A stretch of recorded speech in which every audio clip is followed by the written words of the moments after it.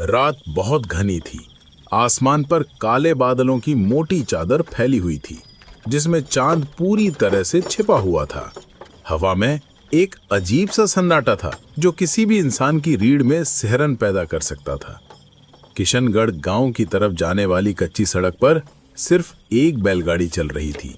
इस सुनसान रास्ते पर बस लालटेन की टिमटिमाती रोशनी ही एकमात्र उजाला थी। बैलगाड़ी पर बैठा था मोहन, लगभग 25 साल का एक सीधा साधा गांव का लड़का। वो हाट से लौट रहा था। उसकी गाड़ी में अनाज की कुछ बोरियां थीं और साथ में उसके 2 बैल, बादल और बिजली। ये दोनों बैल मोहन के सबसे भरोसेमंद साथी थे। पिछले 10 सालों से ये उसके साथ थे, हर मुश्किल में, हर खुशी में। मोहन ने अपने कुर्ते का कॉलर ठीक किया और ठंडी हवा से बचने के लिए खुद को समेटा। रास्ता बहुत सुनसान था, दूर दूर तक कोई नहीं था, बस पेड़ों की काली परछाइयां और अंधेरा। मोहन को हमेशा इस रास्ते से डर लगता था, खासकर रात के समय। गांव में कई कहानियां सुनी थीं। उसने इस सड़क के बारे में कहते थे कि यहाँ अक्सर अजीब चीजें होती हैं, लोग गायब हो जाते हैं, आवाजें सुनाई देती हैं। लेकिन आज किसी वजह से मोहन के मन में एक अजीब सी शांति थी। वो सोच रहा था कि शायद वो सारी कहानियां बस अंधविश्वास हैं। उसने अपने बैलों को प्यार से थपथपाया। चलो बादल, चलो बिजली, बस थोड़ी देर और फिर घर पहुंच जाएंगे। तुम्हें भी भूख लगी होगी, है ना? बैलों ने जैसे समझदारी से अपना सिर हिलाया। मोहन मुस्कुरा दिया। तभी अचानक हवा का तेज झोंका आया। पेड़ों की शाखाएं तेजी से हिलने लगी और फिर कहीं दूर से एक अजीब आवाज सुनाई दी। छन छन छन। पायल की आवाज, साफ और स्पष्ट। मोहन का दिल तेजी से धड़कने लगा। उसने तुरंत लगाम खींची। बैल रुक गए। उसने चारों तरफ नजर दौड़ाई, लालटेन को ऊंचा उठाया, लेकिन सामने कोई नहीं था, सिर्फ अंधेरा और सन्नाटा।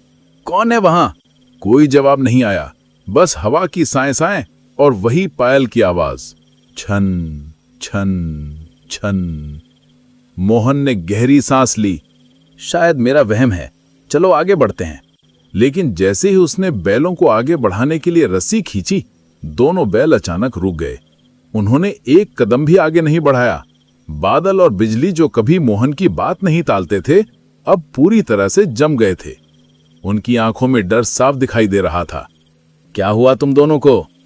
तभी सड़क के बीचों बीच से एक सफेद धुंध भरने लगी। धीरे धीरे वो धुंध गाढ़ी होती गई और उसके अंदर से एक आकृति उभरने लगी। मोहन की सांसें थम गई। उसका हाथ लालटेन को पकड़े हुए कांपने लगा। धुंध के अंदर से धीरे धीरे एक औरत बाहर आई। उसकी साड़ी पूरी तरह से भीगी हुई थी।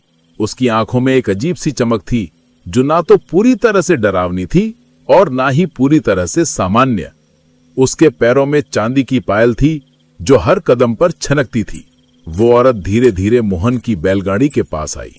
उसके चेहरे पर एक मुस्कान थी, लेकिन वो मुस्कान किसी तरह की गर्मजोशी नहीं दे रही थी, बल्कि एक अजीब सी ठंडक फैला रही थी। मोहन, क्या मुझे भी गाड़ी में बैठा लोगे? मोहन पूरी तरह से हैरान रह गया। उसके मुंह से शब्द नहीं निकले। उसका दिल तेजी से धड़क रहा था। वो कैसे जानती थी उसका नाम? इस सुनसान रास्ते पर वो कहां से आई? और सबसे बड़ी बात, उसकी साड़ी इतनी भीगी कैसे थी, जबकि बारिश तो हफ्तों से नहीं हुई थी। तुम मुझे जानती हो? कुछ नाम भुलाए नहीं जाते, कुछ चेहरे हमेशा याद रहते हैं। मोहन के दिल में अचानक एक अजीब सी भावना उठी। वो डर नहीं था, बल्कि एक अजीब सा आकर्षण था, जैसे इस अंधेरी रात में भी कोई उसे अपनी तरफ खींच रहा हो।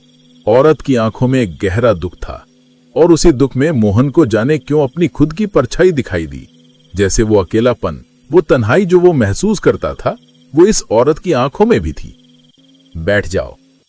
औरत ने धीरे से सिर हिलाया और बैलगाड़ी पर चढ़ गई। वो मोहन के बिल्कुल बगल में बैठ गई। उसकी साड़ी से पानी की बूंदें टपक रही थीं। एक अजीब सी ठंडक उसके शरीर से निकल रही थी। मोहन ने बैलों को आगे बढ़ने का इशारा किया। इस बार बादल और बिजली धीरे धीरे आगे बढ़े, लेकिन उनकी चाल में एक अजीब सी हिचकिचाहट थी। गाड़ी फिर से चल पड़ी, लेकिन अब मोहन को महसूस हो रहा था कि कुछ बदल गया है। हवा और भी ठंडी हो गई थी, अंधेरा और भी गहरा लग रहा था। लालटेन की रोशनी भी मध्यम पड़ती जा रही थी। कुछ देर तक सन्नाटा रहा। सिर्फ बैलगाड़ी के पहियों की आवाज और हवा की साएं साएं सुनाई दे रही थी। फिर मोहन ने हिम्मत करके पूछा, कहाँ जाना है तुम्हें? औरत ने उसकी तरफ देखा। उसकी आंखों में वही गहरा दुख था। जहां से कोई लौट कर नहीं आता। मोहन का दिल तेजी से धड़कने लगा। उसके माथे पर पसीने की बूंदें आ गईं।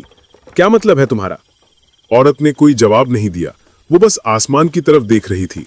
उसके चेहरे पर एक अजीब सा भाव था, जैसे वो कहीं बहुत दूर खोई हुई हो। मोहन ने उसे ध्यान से देखा। पहली बार उसने गौर किया कि औरत के गले में एक पुरानी मंगलसूत्र थी जो टूटी हुई थी। उसके हाथों में चूड़ियां थीं, लेकिन कई चूड़ियां टूटी हुई थीं। उसके माथे पर सिंदूर का एक धुंधला सा निशान था। तुम कौन हो? औरत ने उसकी तरफ देखा। उसकी आंखों में आंसू थे। मैं वो हूँ जो भुला दी गई थी। मैं वो हूँ जिसे छोड़ दिया गया था। मैं वो हूँ जो अभी भी इंतजार कर रही हूँ। मोहन को कुछ समझ नहीं आया। किसका इंतजार? उसका जो वादा करके गया था, उसका जो कहता था कि जल्दी लौट आएगा, लेकिन वो कभी नहीं आया। और मैं यहीं रुक गई, इसी रास्ते पर, इसी अंधेरे में। मोहन के रोंगटे खड़े हो गए। उसे अचानक याद आया कि कई साल पहले गांव में एक कहानी सुनी थी। एक नई शादीशुदा औरत थी जो अपने पति का इंतजार करते करते इसी रास्ते पर खो गई थी। उसका पति शहर गया था काम के लिए और वादा किया था कि 1 महीने में लौट आएगा, लेकिन वो कभी नहीं लौटा। और वो औरत हर रात इसी रास्ते पर आकर इंतजार करती थी। एक दिन वो गायब हो गई। कहते हैं उसकी लाश शमशान के पास मिली थी। तुम वो? मोहन के मुंह से शब्द फूटे। औरत ने मुस्कुराते हुए कहा, हाँ, मैं वही हूँ, और अब तुम मेरे साथ हो। अचानक तेज हवा का झोंका आया। पेड़ जोर से हिलने लगे। आसमान में बिजली चमकी और फिर धुंध, बहुत घनी धुंध चारों तरफ फैल गई। मोहन को कुछ भी दिखाई नहीं दे रहा था। लालटेन बुझने लगी। बादल, बिजली, रुको! लेकिन बैल रुके नहीं। वे तेजी से भागने लगे। गाड़ी हिचकोले खाने लगी। मोहन ने लगाम खींचने की कोशिश की, लेकिन रस्सी उसके हाथ से फिसल गई। रुको, रुको! धीरे से उसने हाथ पकड़ा। उसका हाथ बर्फ की तरह ठंडा था। अब रुकने का समय नहीं है मोहन, अब चलने का समय है। वहां जाने का समय है जहां से कोई लौट कर नहीं आता। मोहन ने अपना हाथ छुड़ाने की कोशिश की, लेकिन औरत की पकड़ बहुत मजबूत थी। उसकी आंखें अब पूरे तरह से सफेद हो गई थीं। उसके चेहरे पर वो मुस्कान नहीं रही। अब वहां एक भयानक खालीपन था। गाड़ी और तेज चलने लगी। धुंध और घनी होती गई। मोहन को लगा जैसे वो जमीन पर नहीं बल्कि हवा में चल रहे हैं। चारों तरफ अजीब अजीब आवाजें आने लगी। कराहने की आवाजें, रोने की आवाजें, चीखने की आवाजें। छोड़ो मुझे, छोड़ो! लेकिन औरत ने उसे और मजबूती से पकड़ा। अब छोड़ना नहीं है मोहन, तुमने मुझे अपनी गाड़ी पर बिठाया, तुम्हें मेरे साथ चलना होगा। अचानक बैल रुक गए। एकदम से गाड़ी हिचकोले के साथ रुकी। मोहन ने धुंध में देखने की कोशिश की। धीरे धीरे धुंध हटने लगी और फिर मोहन ने देखा कि वो कहां पहुंच गए थे। शमशान। चारों तरफ टूटी फूटी कब्रें थीं। जली हुई चिताओं की राख पड़ी थी। पेड़ सूखे और बेजान थे। एक अजीब सी बदबू हवा में फैली हुई थी। मोहन के दिल की धड़कन बंद हो गई। मोहन ने घबराकर अपने बगल में देखा। औरत गायब थी। वो कहीं नहीं थी। गाड़ी पर सिर्फ मोहन था और उसकी एक टूटी हुई चूड़ी पड़ी थी, चांदी की चूड़ी, जो अभी भी गीली थी। मोहन ने कांपते हाथों से वो चूड़ी उठाई। वो बर्फ की तरह ठंडी थी। तभी हवा में फिर से वही आवाज गूंजी, वहां जाने का समय है जहां से कोई लौट कर नहीं आता। मोहन ने तुरंत लगाम पकड़ने की कोशिश की, लेकिन लगाम वहां नहीं थी। वो गायब थी। बैल भी अब सामान्य नहीं लग रहे थे। उनकी आंखें सफेद हो गई थीं। उनके मुंह से एक अजीब सी आवाज निकल रही थी। नहीं, नहीं! मोहन चिल्लाया। वो गाड़ी से उतरने की कोशिश करने लगा, लेकिन उसके पैर हिले नहीं, जैसे वो किसी अनदेखी ताकत से बंधे हुए हों। गाड़ी फिर से चलने लगी, धीरे धीरे, बहुत धीरे, शमशान के अंदर की तरफ, जहां सबसे पुरानी कब्रें थीं, जहां सबसे ज्यादा अंधेरा था। मोहन ने मदद के लिए चिल्लाने की कोशिश की, लेकिन उसकी आवाज नहीं निकली। वो चीखना चाहता था, लेकिन कोई आवाज नहीं आई, जैसे किसी ने उसकी आवाज छीन ली हो। बैल और आगे बढ़ते गए। गाड़ी धीरे धीरे धुंध में गुम होने लगी। मोहन की आखिरी नजर किशनगढ़ गांव की तरफ थी, जो अब बहुत दूर था। और फिर सब कुछ अंधेरे में खो गया।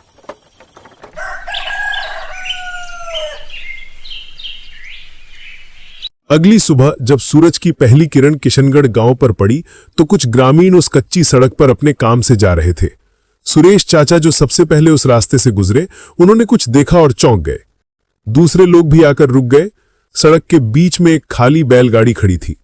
अनाज की बोरियां वैसे ही पड़ी थी, लेकिन बैल गायब थे। बादल और बिजली कहीं नहीं थे। ये तो मोहन की गाड़ी है। लेकिन मोहन कहाँ है और बैल कहाँ गए? सभी ने चारों तरफ देखा। मोहन का कोई निशान नहीं था, बस गाड़ी खड़ी थी, जैसे किसी ने जल्दबाजी में छोड़ दी हो। सुरेश चाचा ने जमीन की तरफ देखा। उनकी नजर वहां पड़े कुछ निशानों पर गई। सभी ने ध्यान से देखा। मिट्टी पर पैरों के निशान थे, 2 जोड़ी, एक बड़े भारी पैरों के जो मोहन के हो सकते हैं, और दूसरे छोटे हल्के पैरों के जैसे किसी औरत के। देखो, ये कदमों के निशान हैं। ये निशान कहाँ जा रहे हैं? सुरेश चाचा ने निशानों को फॉलो किया। वे सड़क से हटकर जंगल की तरफ जा रहे थे और फिर शमशान की तरफ। ये तो शमशान की तरफ जा रहे हैं। सभी ने एक दूसरे की तरफ देखा। किसी की हिम्मत नहीं हुई कि वे उन निशानों को फॉलो करें। कल रात बहुत अजीब रात थी। बहुत घनी धुंध थी और मुझे लगा जैसे पायल की आवाज सुनाई दी हो। पायल की आवाज? हाँ, वही पायल जो उस औरत के पैरों में थी। वो औरत जो कई साल पहले यहां गायब हो गई थी, जो अपने पति का इंतजार करते करते भटक गई थी। चुप रहो, ऐसी बातें मत करो। लेकिन सबके मन में वही ख्याल था, वही पुरानी कहानी, वही भूतिया कहानी जो गांव में सालों से चली आ रही थी। पुलिस को बुलाया गया। उन्होंने पूरी जगह की तलाशी ली, शमशान तक गए, लेकिन मोहन का कोई निशान नहीं मिला। बैल भी नहीं मिले। बस वे पैरों के निशान थे जो धीरे धीरे धुंधले होते गए, जैसे वो मिट्टी में नहीं बल्कि हवा में बने हों। गाड़ी पर एक चीज मिली, एक टूटी हुई चांदी की चूड़ी जो अभी भी गीली थी, हालांकि बारिश हफ्तों से नहीं हुई थी। मोहन की मां रोते रोते बेहाल हो गई। पूरे गांव में शोक की लहर दौड़ गई, लेकिन कोई नहीं जानता था कि मोहन का क्या हुआ, वो कहां गया, क्या उसके साथ कुछ बुरा हुआ या फिर वो खुद किसी कारण से भाग गया। लेकिन सुरेश चाचा और कुछ बुजुर्ग लोग जानते थे। वे जानते थे कि मोहन कहां गया। उन्होंने वो कहानी सुनी थी, वो पुरानी कहानी जो सालों से गांव में चली आ रही थी। उस औरत की कहानी जो अपने पति का इंतजार करते करते भटक गई थी, जो अब भी उस सड़क पर भटकती है, जो अब भी किसी को ढूंढती है, और जब कोई उसे अपनी गाड़ी में बिठा लेता है तो वो उसे ले जाती है, जहां से कोई लौट कर नहीं आता।